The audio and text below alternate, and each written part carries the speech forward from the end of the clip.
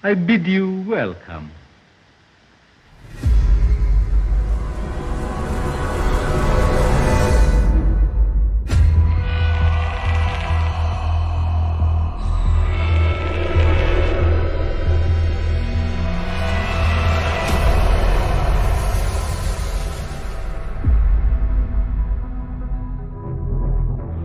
So, Netflix, The Haunting. No, wait. Not The Haunting. It's just called Haunted, a Netflix original. So I found this thing totally by accident. I was on Netflix the other day and I was just flicking through, and like they recommend shit to you because of all of the stuff that you watch on it. And it popped up and it was like Haunted, and I was like, oh, what's this? I've never seen this before. So I watched the trailer. And it's a docudrama where, you have like 4 or 5 people sitting around a small table, and then one person tells a true ghost story from their past.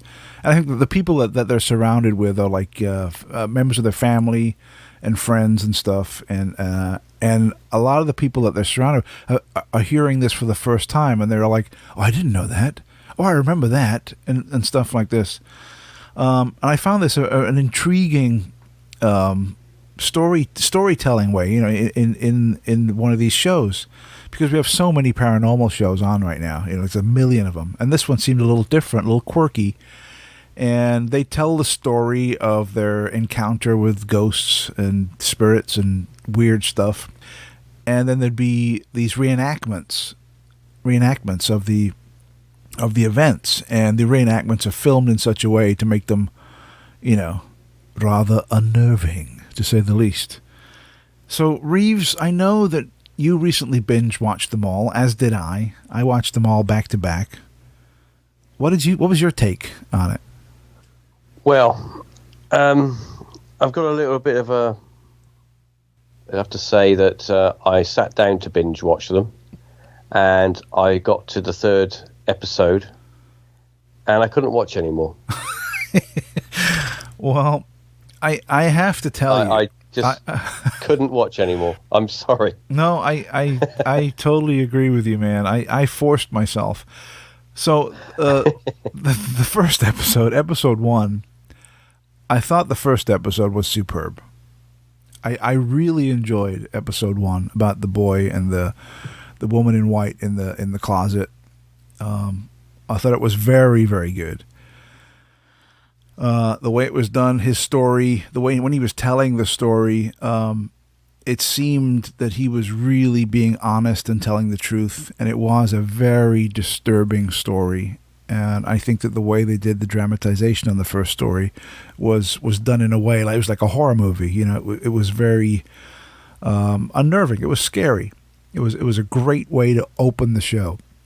And when I watched the first episode, I was like, oh man, this is going to be great. Oh, I'm going to love this show. This is going to be, because the first episode was so fucking good.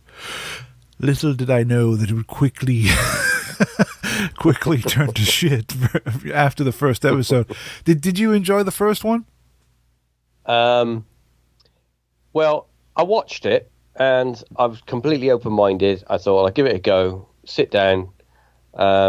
And I thought, okay, bunch of people in a room. They all, they recount their story, and there's other family members there. And from that point on, I started to think, hang on, this is all a bit over dramatic. Yeah, it's a little bit over dramatic. And then, of course, they had as they were recounting their story, they had the reenactment, what I call the movie clips. Yes. Yes. Of their story, so you could get a visual representation of what they were trying to portray in their descriptions. And the first thing I thought was, this is all very glamorous. This is all very sort of horror film-esque. We know that the paranormal is very subdued, and it does happen, and there are some weird things that do happen, but it's very rare. And I think that this was kind of really kind of pushing that kind of Hollywood vibe of everything's a blockbuster movie, and the way that they recounted it was everyone's got to have a little tear in their eye, have a little cry. Well, and I just thought it was very cheesy, and I'm like thinking to myself, I'm going to sit through this, Yeah. and I'm going to go to the next one and the next one and see where we go from here. But it was the interest was waning from the end of the first episode, because I have to say, and I don't want to sound pessimistic or a naysayer or whatever, but a lot of what the guy was experiencing was most probably true to him, and he was believing he was experiencing it. But there is this thing through the first few episodes that a lot of these children that experience these things have very abusive parents. Yes, yes. And as we know, when you're a young child and you've got an abusive kind of bubble that you live in, your mind plays tricks with you. And I don't know. I get that vibe that things were a little bit. Oh, so he came out. Yeah. Okay. So this guy by the water, right? So Hollywood man, we want this guy to come out of a wardrobe. No, we don't want him to look like a lizard, but it would be better if he looked like a lizard. Make him a little bit like a lizard. It was kind of. Do you know what I mean? It was a little bit like that. Yeah. I don't know. Maybe I'm overcritical. No. I mean, I really did enjoy the first one, but I do understand where you're coming from. I mean, those thoughts were in my head too, but I kind of just sat back and enjoyed it just as like a story or whatever. I think maybe it would have been more effective if they had removed the dramatizations and just had the people tell the story, and because they're all in that darkened kind of room, and then just told the story. I think that might have been better. But sadly for me, episode 1 was the only highlight of this series. I really did enjoy episode 1. Every episode subsequent from number 1, it just got worse and worse and worse and worse. So episode 2 was one that I found a little hard to believe, about the girl with the serial killer father. I thought that was like, I don't know if that's once again abusive parents. Yeah, very abusive parents, where he would be murdering people in the house, and they thought he was possessed. He was doing conjuring and stuff, wasn't it? Conjuring spirits. Yeah, Conjuring. The Conjuring. Episode 3 was a mother and daughter living in a basement with a demon infestation. Yeah. This one I thought was not that great, but there were a few nice moments in it. The scene when she's in the bathtub I thought was very good. And when she was telling the story, she was obviously reliving the fear of it. Episode 4 was the young boy with very religious parents. I know you didn't see this one, in a haunted basement. No, I got to 3 and I just that was not very good. It was very scripted and seemed very predictable on how it would play out. The ghosts were there to help him and stuff, which I thought was pretty silly. Now, episode 5 was one where I literally yelled at the TV, "What the fuck?" Because episode 5 was... I might have to watch that one then. Yeah, episode 5 was... keep in mind, this show is called Haunted, and the opening titles are very ghostly and paranormally and scary. But episode 5 is about an alien abduction.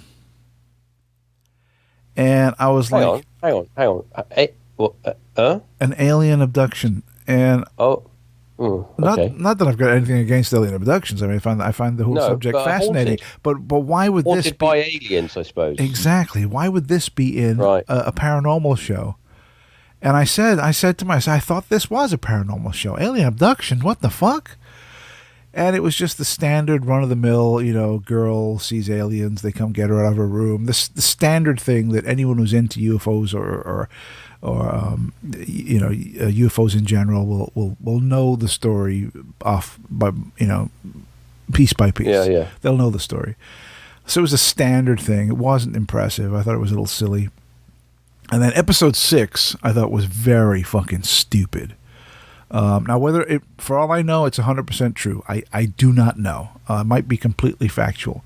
But the way it was presented was borderline fucking retarded.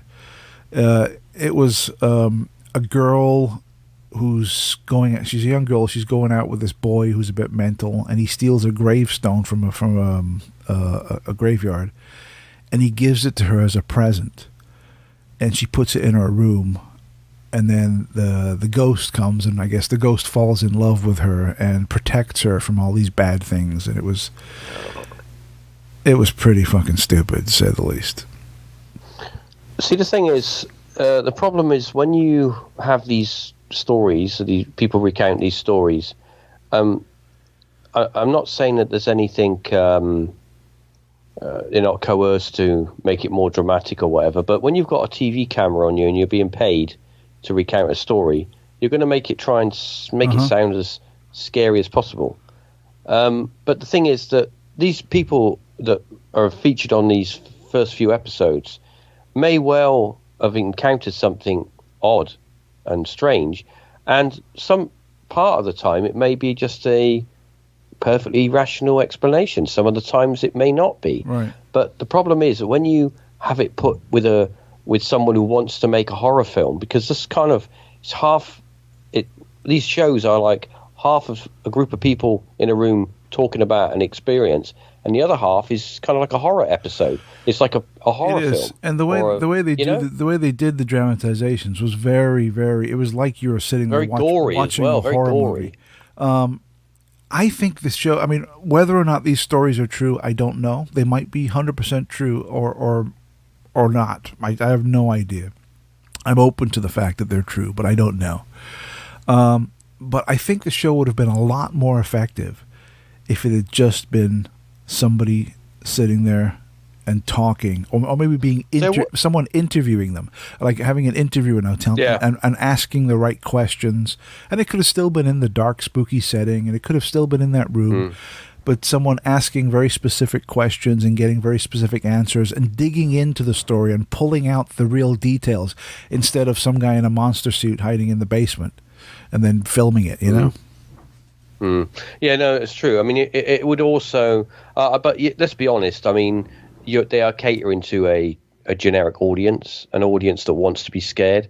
That's why shows like Ghost Adventures do so well, is because there's always the scary, the craziness that goes with it.